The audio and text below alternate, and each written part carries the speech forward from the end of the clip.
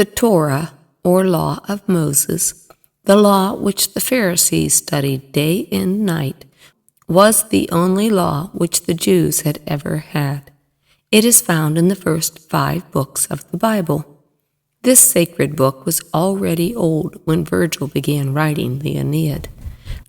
Most of this ancient tradition was put into written form about 400 or 500 years before, or shortly after that unhappy time when the Jews had been taken to exile in Babylon. Fearful that in that strange land the history of their race and all of its past glory might be forgotten, they had gathered together what remained of old histories written several hundred years earlier, as well as all the myths, legends, stories, songs, and psalms which had been handed down by word of mouth for generations. And these formed their Bible. Through it runs the record of how time and time again the Jewish people, unlike their neighbors, had been brought back by their great prophets to the worship of one God. During the centuries, however, their idea of what God was like had greatly changed.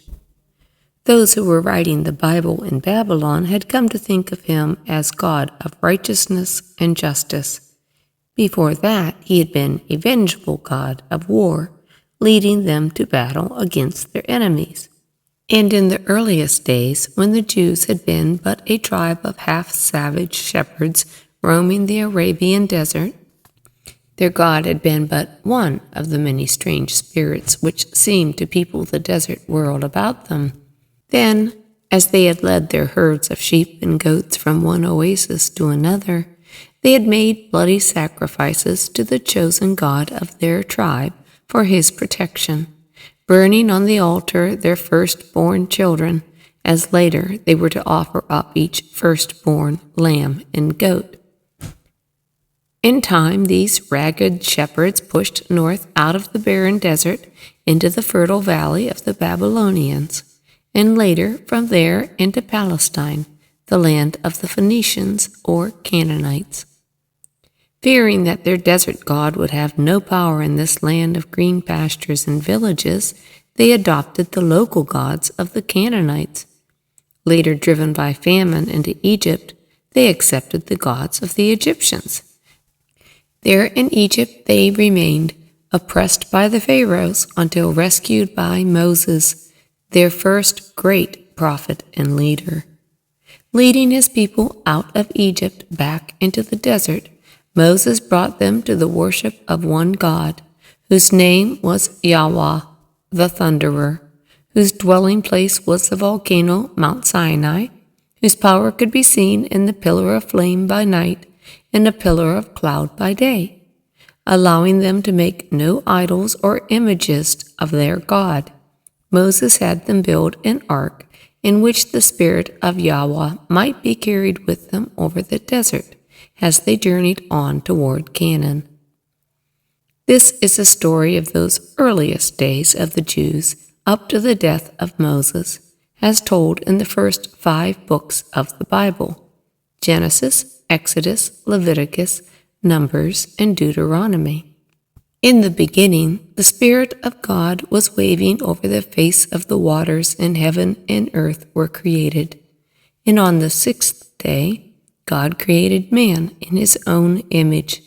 Of the dust from the ground he formed him, and breathed into his nostrils the breath of life. And man became a living being. And on the 7th day, God rested from his work. And thus he blessed the 7th day and sanctified it. Then the Lord God planted a garden in Eden to the eastward, and there he put Adam, the man whom he had formed. And while Adam slept, he took one of his ribs, and from it made a wife and helpmate for him. Now Eve, the woman, beguiled by the serpent, ate of the forbidden fruit of the tree which stood in the midst of the garden, and gave also unto her husband. And because he had forbidden them to eat of this tree, God sent Adam from the Garden of Eden, and condemned him to till the ground until he should return to the dust from which he had been taken. And in time, Eve bore sons to Adam, Abel and Cain. Abel was a keeper of sheep, but Cain was a tiller of the ground. And Cain rose up against his brother Abel and slew him. Therefore the Lord sent Cain forth to be a fugitive and vagabond on the earth forever. And it came to pass when men began to multiply, and God saw the wickedness of man was great, he said, I will bring a flood upon the earth, and destroy both man and beast whom I have created. But Noah built an ark as God commanded him, and in went his sons and his wife and his sons' wives, and of every living thing there went in 2 by 2. And the rain fell upon the earth 40 days and 40 nights, and all in whose nostrils was the breath of life died. And when the waters were abated, and the earth dried, Noah went forth out of the ark. And the Lord said, Never again will I smite the earth as I have done. And God blessed Noah and his sons, Shem, Ham, Japheth, and said to them, Be fruitful and multiply, and of them was the whole earth overspread. And after many generations, from Shem was descended Abram. And Abram went forth with his father from the land of his birth in Ur of the Chaldees into the land of Canaan. Now the Lord said unto Abraham, Get thee out of thy country, and from thy father's house unto the land that I will show thee, and I will make of thee a great nation. Walk before me, and be thou perfect, and I will give unto thee and thy seed after thee all the land of Canaan for an everlasting possession. And Abram did as the Lord commanded, and when he was 100 years old, a son, Isaac, was born to him. Isaac had twin sons, Esau, who was red and hairy all over, a skillful hunter, a man of the field, and Jacob, who was a quiet man, dwelling in tents. And when he was grown, the Lord appeared unto Jacob and said unto him, Thy name shall not be called any more Jacob, but Israel shall be thy name. Now the sons of Israel, or Jacob, were 12, but he loved Joseph more than all of them, and he made him a coat of many colors. And therefore his brothers hated Joseph. And it came to pass, when they went to feed their father's flock, and Joseph came unto them, that they stripped him of his coat, and sold him for 20 pieces of silver to merchantmen on the way to Egypt. And in Egypt Potiphar, an officer of Pharaoh, bought Joseph, and made him overseer over his house and all that he had. And for 7 plenteous years Joseph gathered and stored up food in the cities. And when 7 years of want followed, there was famine in all the lands, except in the land of Egypt. And Jacob, seeing that there was corn in Egypt, sent Joseph's brothers down to buy. And Joseph knew his brethren, but they knew him not. And he said, I am Joseph your brother, whom ye sold into Egypt. Haste ye, go up to my father, and bring him down to me, and thou shalt dwell near me, and I will nourish thee. And Jacob and all his seed brought he with him into Egypt. And Joseph dwelt and died in Egypt, he and his father's house. And the children of Israel multiplied, and the land was filled with them. Now there arose a new king over Egypt, and he said, Behold, the people of Israel are more and mightier than we. Therefore he set them taskmasters, and made their lives bitter with hard labor and mortar and brick. And he gave instructions that every man-child born to a Hebrew mother should be killed. Now the wife of a man of the house of Levi bore a son. And when she could no longer hide him, She made for him an ark of bulrushes and laid it on flags by the river's brink. And the daughter of Pharaoh came down to wash at the river. And when she saw the child, she had compassion, and he became her son. And she called his name Moses. And it came to pass, when Moses was grown up, and he saw an Egyptian smiting a Jew, that he smote the Egyptian, and hid him in the sand. Now when Pharaoh heard this, he sought to slay Moses, but Moses fled and dwelt in the land of Midian. And then he led the flock of his father-in-law back to the desert unto Horeb, the mountain of God. And God called to him out of the midst of a burning bush, and said, I am the God of Abraham, of Isaac, and of Jacob. I am that I am. I will send thee unto Pharaoh, that thou mayest bring forth my people, the children of Israel, out of Egypt.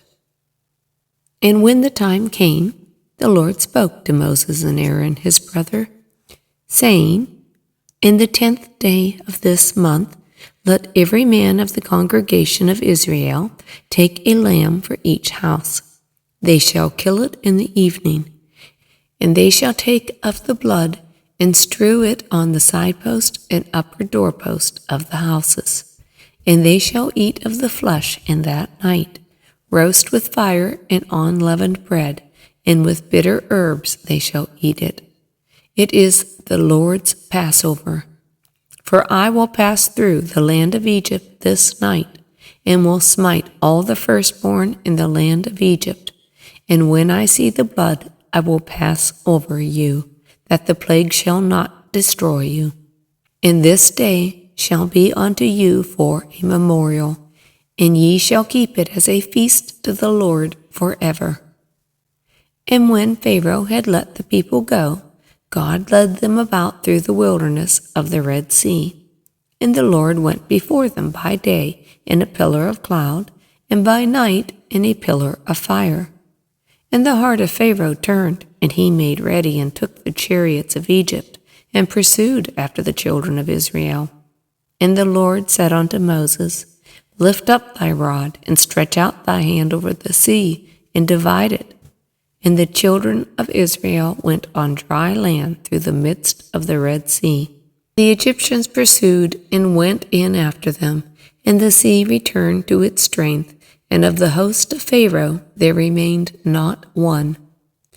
In the 3rd month, when the children of Israel were gone forth out of the land of Egypt, they came to the wilderness of Sinai, and there camped before the mount. And the Lord came down upon Mount Sinai, and called Moses, and Moses went up, and was there with the Lord 40 days and 40 nights. And the Lord said unto Moses, Hew 2 tablets of stone. And he wrote upon them the words of the 10 commandments, which God spoke, saying, 1. I am the Lord thy God. Thou shalt have no other gods before me. 2.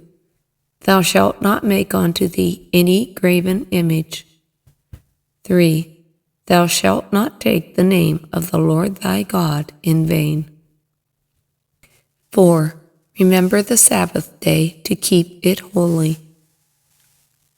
5. Honor thy father and mother. 6. Thou shalt not kill. 7. Thou shalt not commit adultery. 8. Thou shalt not steal. 9. Thou shalt not bear false witness against thy neighbor. And 10. Thou shalt not covet thy neighbor's house, or anything that is thy neighbor's. Different versions do vary slightly as to wording and numbering. The books of Leviticus, Numbers, and Deuteronomy are the record of many more laws given to the people of Israel and of their troubles as they struggled on to the edge of the promised land. And there Moses went up from the plains of Moab unto Mount Nebo, that is over against Jericho. And the Lord said to him, This is Canaan. This is the land which I swore unto Abraham, unto Isaac, unto Jacob. I have caused thee to see it with thine eyes, but thou shalt not go over.